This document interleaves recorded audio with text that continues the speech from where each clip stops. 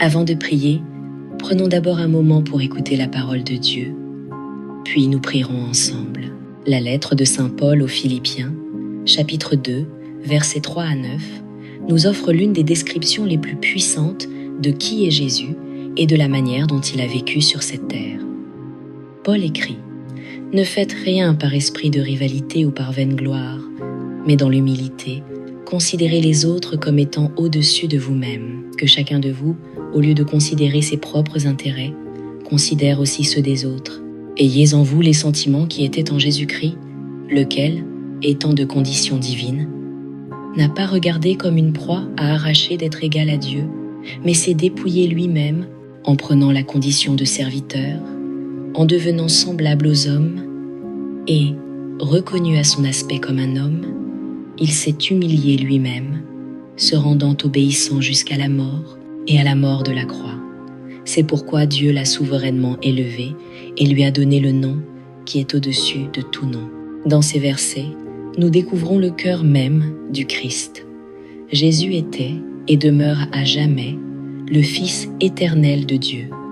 Il possédait toute puissance, toute autorité, toute gloire. Pourtant, lorsqu'il est venu dans le monde, il a choisi de ne pas retenir cette gloire. Il n'est pas venu pour être admiré, ni pour recevoir les louanges des hommes.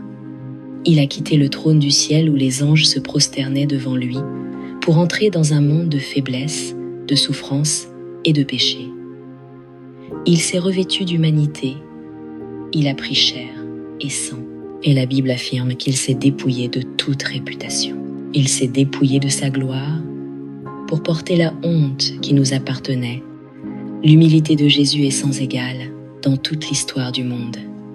La nature humaine lutte pour la position, pour la reconnaissance, pour le pouvoir. Mais Jésus nous a montré une autre voie. Bien qu'il eût le droit d'être exalté, il a choisi de s'abaisser. Alors qu'il aurait pu exiger l'honneur, il a préféré laver les pieds de ses disciples. Alors qu'il aurait pu régner avec une couronne d'or, il a choisi de porter une couronne d'épines. Il n'a pas saisi son égalité avec Dieu comme une chose à exploiter pour lui-même, mais il a utilisé sa divinité pour servir les autres. Voilà l'humilité de notre Seigneur, et Paul nous dit que ce même esprit doit habiter en nous. De même que le Christ s'est humilié, nous aussi sommes appelés à marcher dans l'humilité, en estimant les autres supérieurs à nous-mêmes et en vivant sans ambition égoïste. Mais l'humilité n'était pas la seule marque de sa vie. Jésus est venu aussi comme serviteur.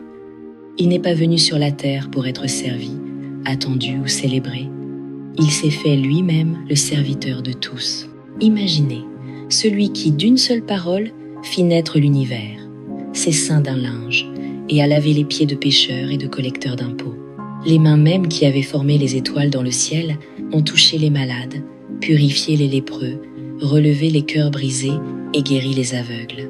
Le roi des rois a servi non seulement ses amis, mais aussi les étrangers, les exclus, et même ceux qui allaient le trahir. Toute sa vie fut service, un don de lui-même pour les autres. Et le plus grand service qu'il rendit fut de donner sa vie en rançon pour nos péchés. À la croix, il porta le poids de la culpabilité de l'humanité. Il paya le prix qu'aucun de nous ne pouvait payer. Il se donna totalement pour que nous soyons libérés. Voilà la pensée du Christ. Une vie de service au Père et aux autres.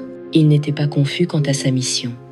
Il n'a pas vécu pour les applaudissements ni pour l'approbation. Ses yeux restaient fixés sur la volonté de son Père. Tout ce qu'il fit, il le fit en obéissance à ce dessein. Et nous, ses disciples, nous sommes invités à vivre de la même manière.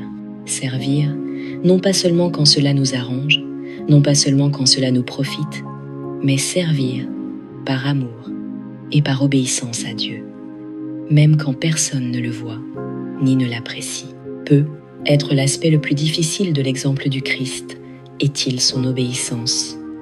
Jésus fut obéissant, même quand cela lui coûta tout. Au jardin de Gethsémani, la veille de sa crucifixion, il cria dans une profonde détresse « Mon âme est triste à en mourir ».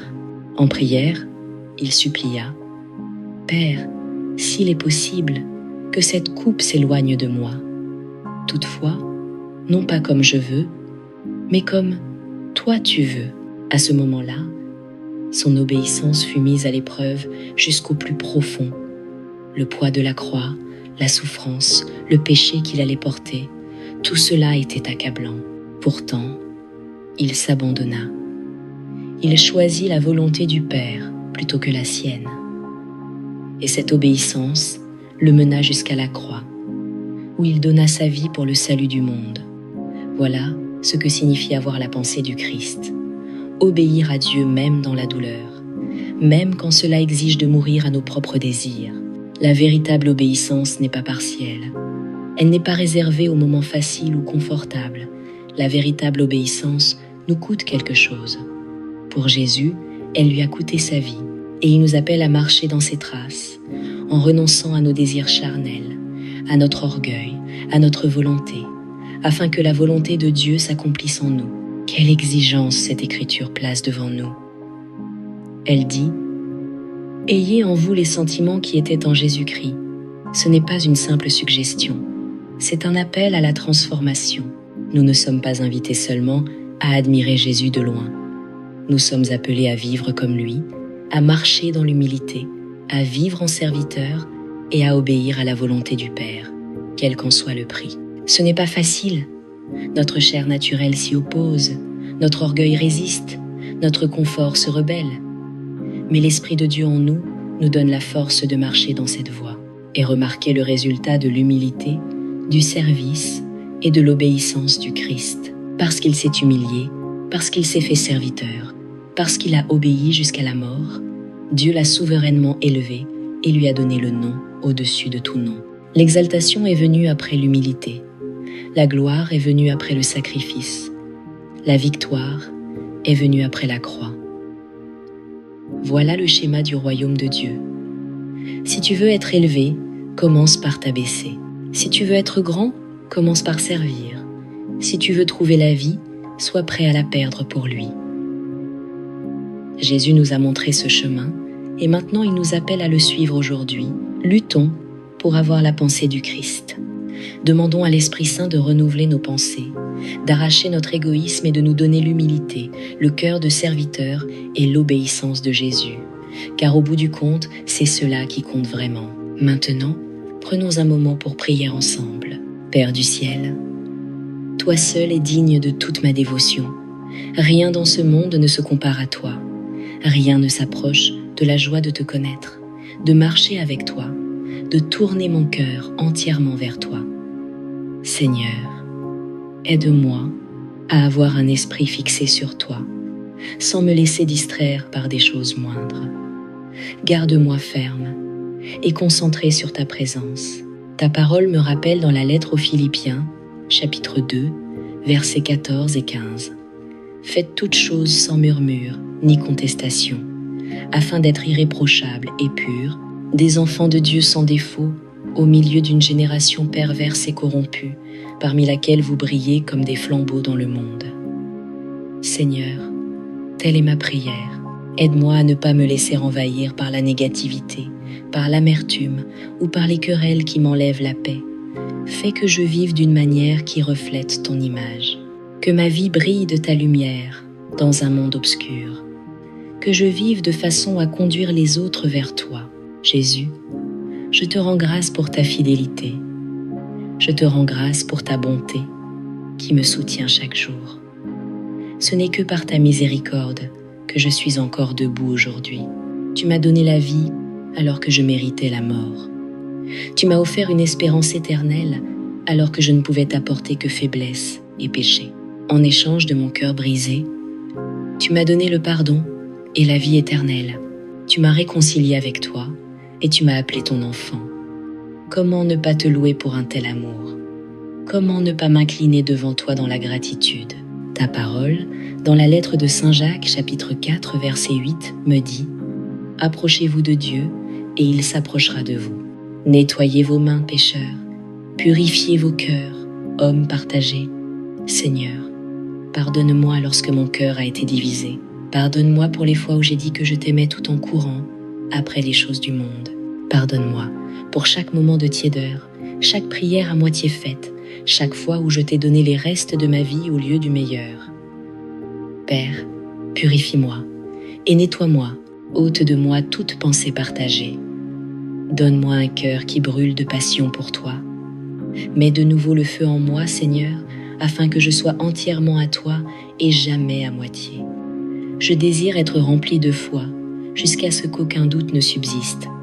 Je veux que ma confiance en toi soit forte, même quand je ne vois pas encore l'issue. Ta parole, dans l'Évangile selon saint Luc, chapitre 9, verset 62, dit « Nul qui met la main à la charrue et regarde en arrière n'est propre au royaume de Dieu. Aujourd'hui, je mets ma main à la charrue. Je ne regarderai pas en arrière. Je ne vivrai pas avec des loyautés partagées. Mon cœur t'appartient à toi, seul. Je choisis d'avancer, totalement abandonné à ta volonté. Père, donne-moi la clarté. Ouvre mes yeux pour voir la vérité comme toi tu la vois. Dans un monde qui change sans cesse et redéfinit sans relâche le bien et le mal, aide-moi à demeurer ferme sur ta parole. Ne permets pas que je chancelle. Donne-moi le courage d'appeler le péché par son nom et la justice par son nom. Fortifie-moi pour vivre dans l'obéissance même quand ce n'est pas populaire, même quand cela me coûte quelque chose. Enracine-moi dans ta parole, afin que je ne sois pas emporté par les mensonges de ce monde. Seigneur, je te demande aussi de briser toute chaîne qui me retient. S'il y a un idole dans ma vie, arrache-la. Si la richesse, le confort, la popularité ou tout autre désir terrestre exerce un pouvoir sur moi, retire-le. Je ne veux rien qui prenne ta place dans mon cœur. Père, je dépose tout à tes pieds. Tout ce qui me distrait, tout ce qui m'alourdit, tout ce qui me ralentit dans le fait de te suivre de tout mon cœur, prends-le de moi. Mon cœur t'appartient, Jésus. Il est à toi seul.